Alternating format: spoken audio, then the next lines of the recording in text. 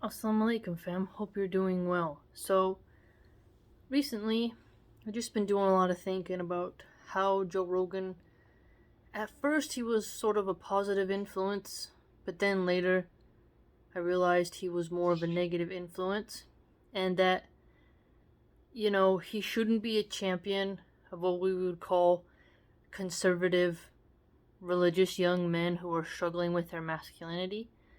And one of the reasons why is because when I found out that he was bisexual, when he had done intimacy with ladyboys in Thailand, and he has done things with Blair White, and that he is really pro pornography, pro abortion, pro, brothel culture, and how he talks about such graphic topics, which are really disrespectful to his wife, and that he really promotes heavy drug use to people all across the world, and that he's never censored over that. I started to realize that he's really not this masculine guy that we kind of think about. And I think it's just because he does the UFC commentary and he says okay jokes and takes, testosterone shots for his muscles, that he somehow is, really gotten into this position of being some sort of idol. And back in the day, I listened to his show when he really first began, and I've seen the progress of it. And in the beginning, there was, Eddie Bravo, who dropped Truth, and Sam Tripoli, and people liked that. They liked the authenticity. But then, when censorship started to kick up, he started having on more liberals, more openly saying he doesn't think borders should exist. He has a lot of leftist talking points. He is a liberal, but he just has a couple things that are conservative: guns, rarely hunting, and martial arts. That's pretty much the only conservative position he has. And, just because he has tattoos, and gets vulgar, I think this has really made people think he's some sort of champion of truth. But if you really think about it, he's had the CIA guy on, Mark Baker, I believe his name is Mike Baker or something like that. And if you watch that interview, you kind of see how he's coaching Rogan to be quiet, to kind of not have any speculative skepticism concerning what the government does. And that really went against, what Rogan's audience liked him for in the beginning. And whenever he has on Brian Redband or Joey Coco Diaz, it usually gets pretty vulgar. And that's how you can tell if someone, has a bad character or not.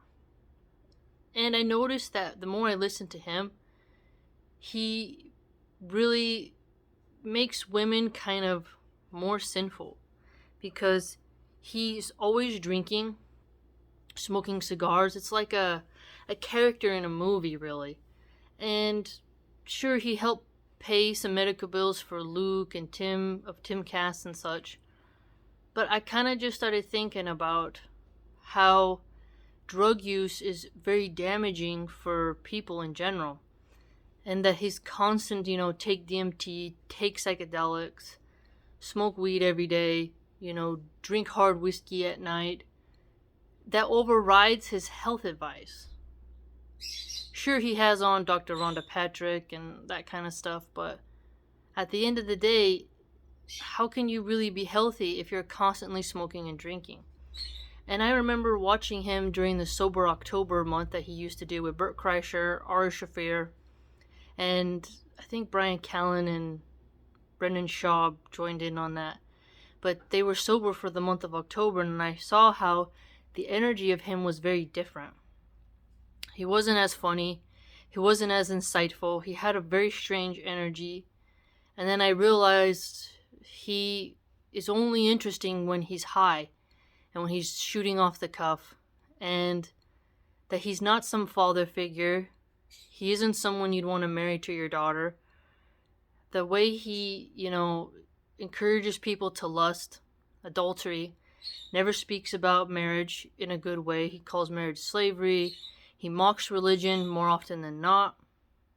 And so, if this is something that I had to really sit down and think about: is this person healthy for me? If you're trying to be sober, if you're trying to be good, is it wise for you to see someone who's always getting high? And when you first quit weed, you have to take it easy. Like, you have to be careful. Like, people who smoke a blunt once in a while, those are different than people like him who smoke from when they wake up and when they go to bed over a long year period. This is quite different.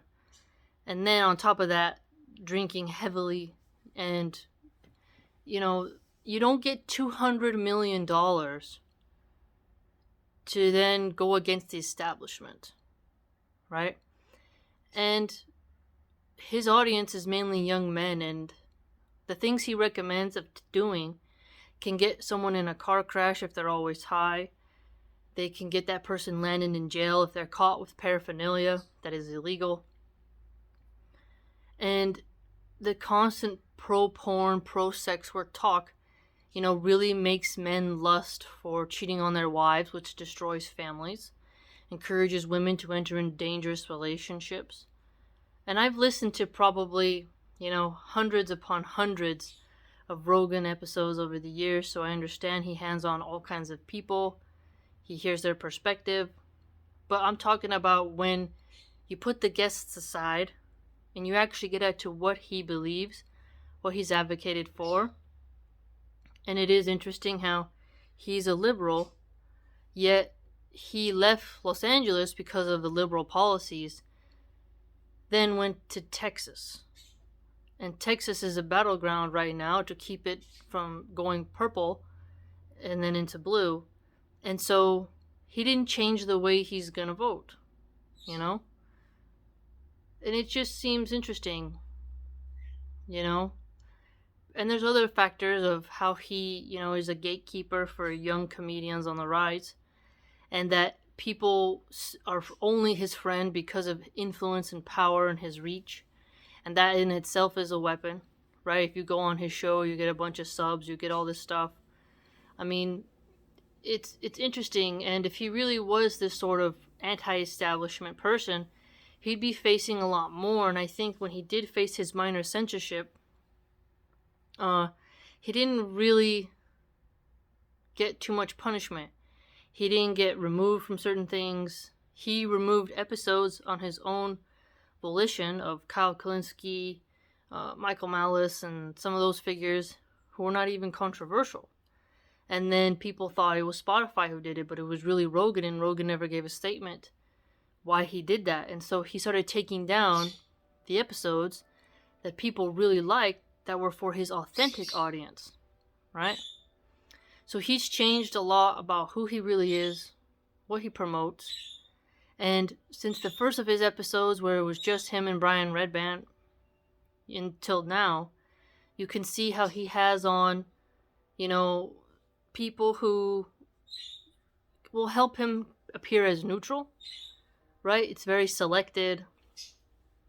It's very strange, He's complained that he has 5 different phones and, he's constantly harassed and stuff, which sucks, but it does really make you think about if he mocks God and he mocks religion, he mocks marriage, he mocks discipline and sobriety, he supports sex industry, which makes women go into human trafficking, tells youth to experiment with psychedelic drugs that could get them really injured.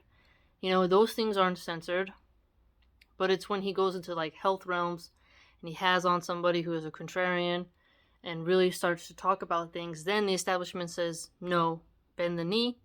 And then he becomes some sort of idol for conservative people. So I do find it odd that religious conservatives, now, after everything they should know about Rogan, would think he's going to be your big brother. He's going to be someone you look up to.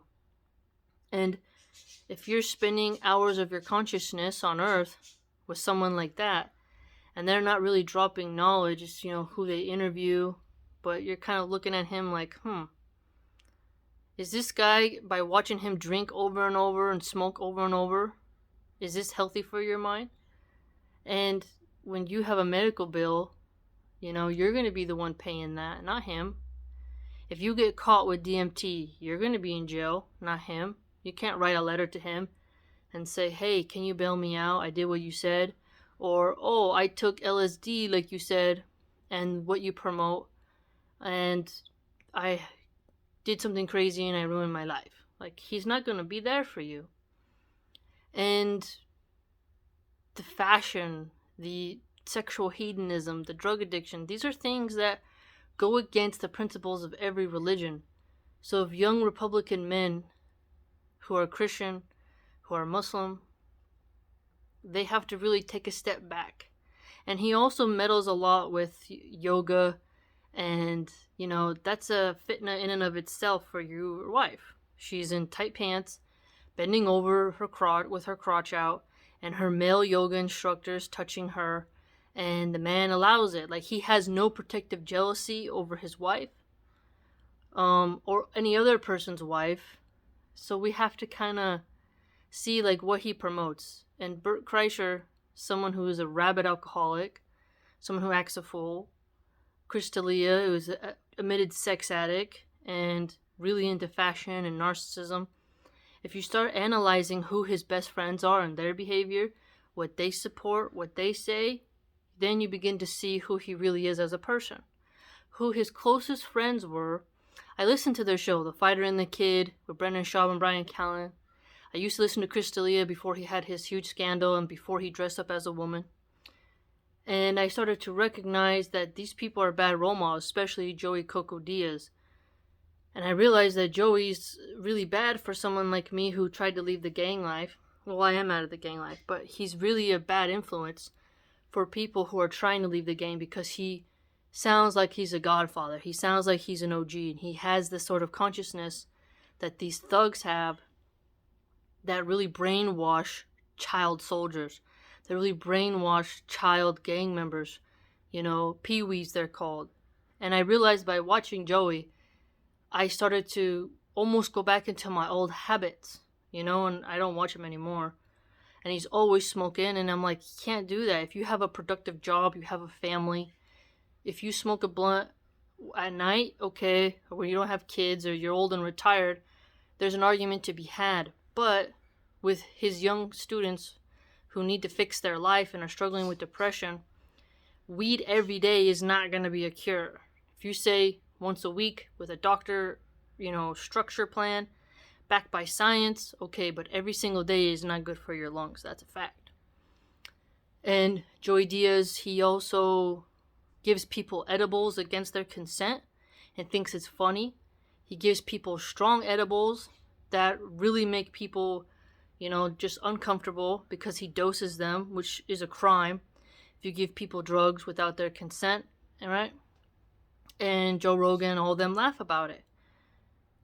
And I just really started analyzing his friends' behaviors, their values, not what they market as, not what they pay their marketers to frame them as, but who they are, because actions and words combined synthesize who they are as a person and their character and their morals. So I think for us people who are trying to be on a steadfast path, you have to have very minor dosages of Rogan. And I stopped watching his show when he went to Spotify. And I just see clips once in a while. But once that kind of spell has been broken, I look at him as someone who is a peddler of vice, malice, and things that aren't going to benefit me. And the guests he has on are separate from him. And that I have to be aware that he's not this champion of masculinity when he promotes the rainbow flag, mocks religion, mocks religious discipline, mocks religious ethics, mocks religious people, and then has a pseudo weird new age belief and has CIA people on his show. And there's a lot of things that I could say as well. the alien stuff is fun, but at the same time, it's just kind of like cliche for his group of people. But I really want you to think about who Rogan is as a person.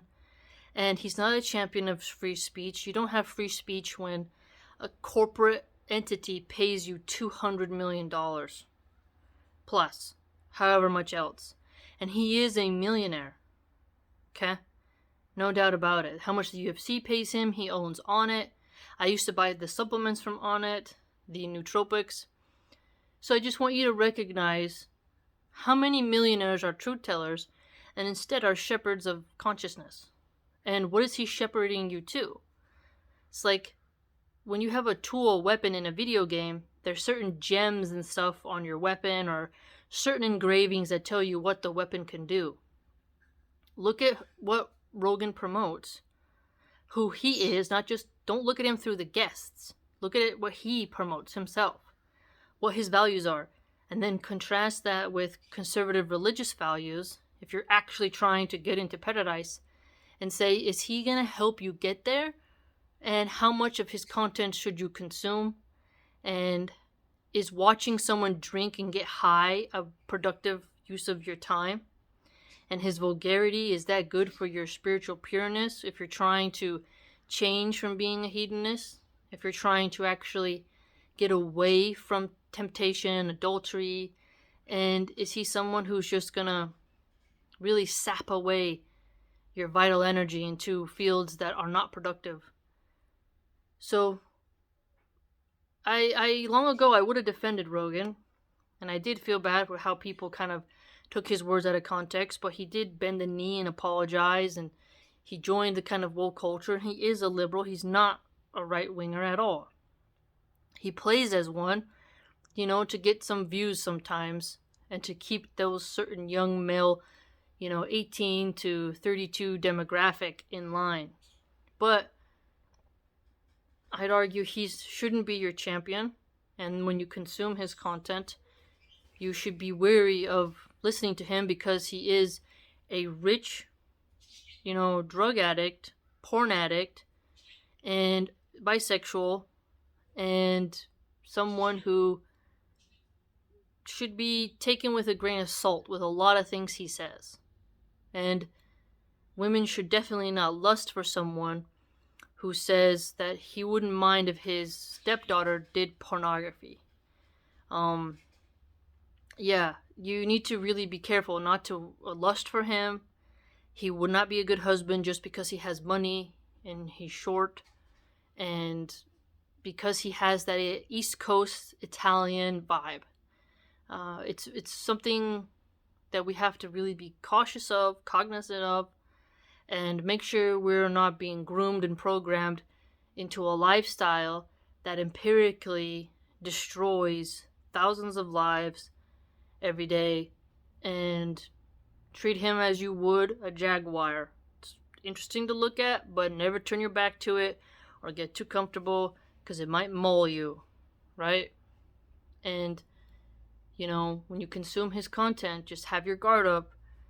Really be like, and if you find weird thoughts coming into your head, right? You get a lust for beer, you want to go smoke a cigar, cigarette, chew some tobacco, party, do ecstasy, just think first, okay?